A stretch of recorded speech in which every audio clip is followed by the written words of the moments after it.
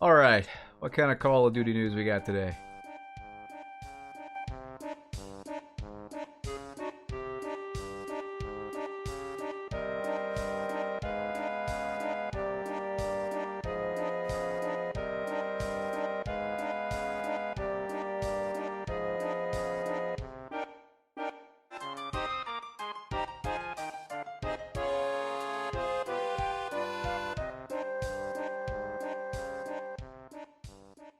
Blame Truth here, the Godfather himself, bringing you another video on Modern Warfare Roman numeral 2, where the only thing bigger than the maps are the operators' cocks.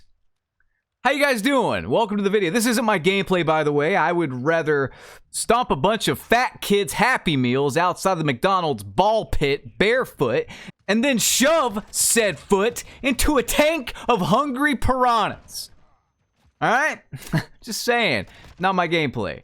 But anyway, I just want to talk about, like, what the hell is Call of Duty doing? And I don't just mean the skins. Like, we've had some cringy, bad skins before in this game. I get it. You know what I mean? Like, I understand. I understand. You got to appeal to everybody. Even the furries. Even the people that dress up as Bugs Bunny, munch on a pecker and go, meh, what's up, Doc? Even those people, you got to sell your stupid, cringy skins to. I get it. Not everyone likes anime, you know? Understandable. However, man, I don't know what they're doing with the big mound of package there. I'm not going to show it again. I'm not going to show it again, but I'm not sure what's going on there. But anyway, aside from the skins, what is going on with this next Call of Duty release? We got some information, and I just want to run it by you guys because I can't tell what the hell they're doing or if there's even like a concrete plan set into place. But from what I read on this article, it's not looking good, I'll just say. Before we get into that, a brief word from this video sponsor, Athletic Greens. Today's video is sponsored by AG1 from Athletic Greens.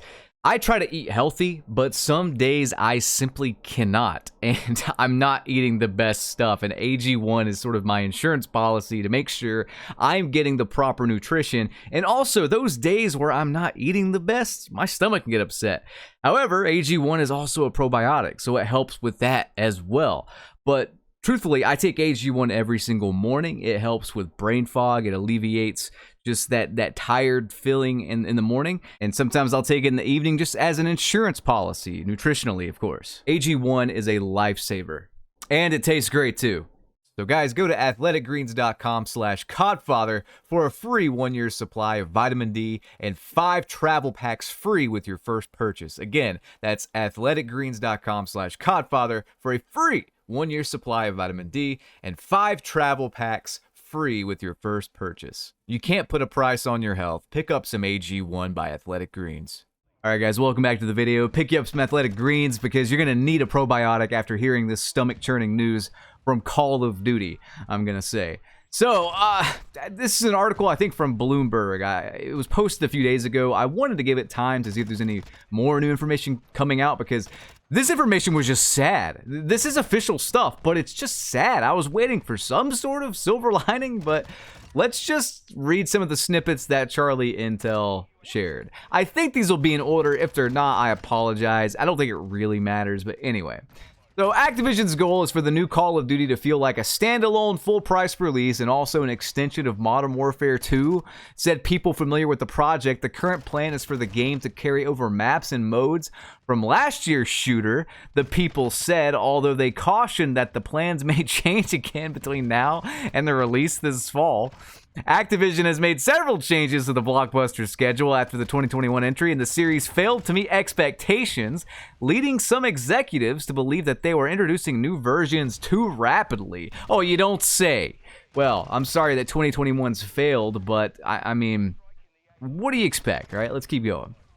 The expansion was planned to be big, with a single-player campaign and several multiplayer maps, and eventually it morphed into a full game release. Sledgehammer's new Modern Warfare game, the name is still unclear, but will probably not be Modern Warfare 3, is now slated for this fall, the people said, declining to be named because they weren't authorized to speak to the press. Activision spokesperson Neil Wood noted the company has announced that a premium Call of Duty game will arrive this year, and that they had nothing new to share. But that's already sounding pretty mid, right? But wait, there's more.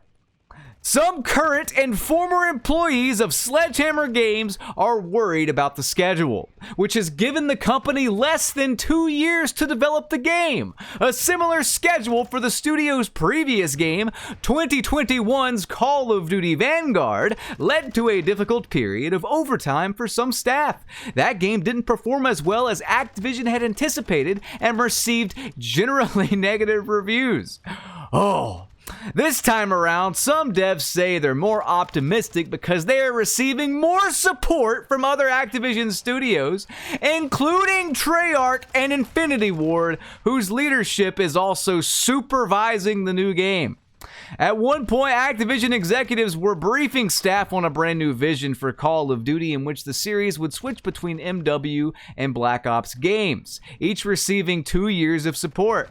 But any long-term plans at Activision remain hazy and tentative as the company waits to finalize its acquisition by Microsoft Corporation. The $69 billion deal is pending regulatory approval. Well, to quote the great angry video game nerd, what a shitload of fuck! What? That does not inspire any confidence whatsoever. For one, they don't even know what the hell they're doing, it appears. They don't know what they're doing. The plans may change again and we might get some expansion. Who knows what's happening? Nobody knows, not even the devs. Secondly, the fact that they're all like, okay, Sledgehammer, can we all agree? Can we all agree? Sledgehammer is the worst COD dev. Can we all agree with that, please? And that's saying something because Infinity Ward's really fucking bad. But I think Sledgehammer's even worse, you know? So take the worst COD dev, give them the same amount of shitty time constraints that Vanguard had. How can they expect this to be good? How can anyone expect this to be good? The worst part about this is they're again having Treyarch babysit the other two studios. Treyarch just got done saving this shitty fucking game with ranked mode. Give me an amen in the comments. You know that's true. This game is chalked without fucking ranked mode. You know it's true. Tell me when I'm telling lies. I'm not, and you can't. Jesus Christ. Now Treyarch's got to babysit again for this Frankenstein Modern Warfare game coming out. It's not even going to be Modern Warfare 3 apparently. It's just going to be Modern Warfare. What was the code name for it? Cerberus? Pendejo? Modern Warfare Pendejo. We're going to call it that. I might call it that even after they release it and they title it like Modern Warfare Vanguards of Duty, Call of Duty Shoot-A-Man. I don't know, dude. I am so done. I'm so done with these yearly releases. It's like, it's clear as day that even with 3 years, they can't give us a full functioning working game. I don't play Modern Warfare anymore. I stopped playing in early December. I had to tap out, and I'm so sorry. I would have loved to have played it at the very least all year, and maybe something will bring me back. But just as an example for the lack of, like, just any long-term planning, any sort of finesse, any sort of, like, I don't know, dialed in just precision with this game. Just as an example, all right?